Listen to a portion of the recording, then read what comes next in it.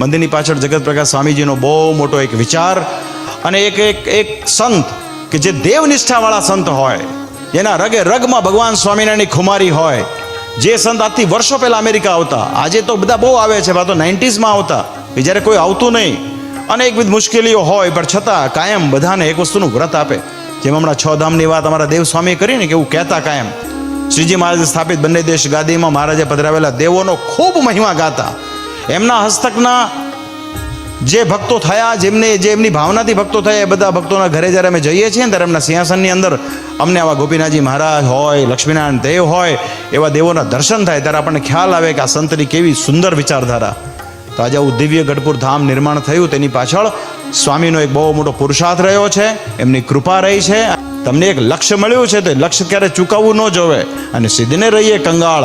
જ્યારે આવા દેવો મળ્યા હોય, આ ગોપીનાથજી મહારાજ તો જુઓ, સાક્ષાત પ્રગટ પ્રમાણ અક્ષરાધિપતિ આપણા મંદિરમાં વિરાજમાન છે. પણ અમે તો આ મંદિરમાં જેમ શ્રીજી મહારાજ ગઢપુરને પોતાનું ઘર માનતા ને, એમ અમે એટલાન્ટા ગઢપુર ધામને અમારું ઘર માનીએ છીએ.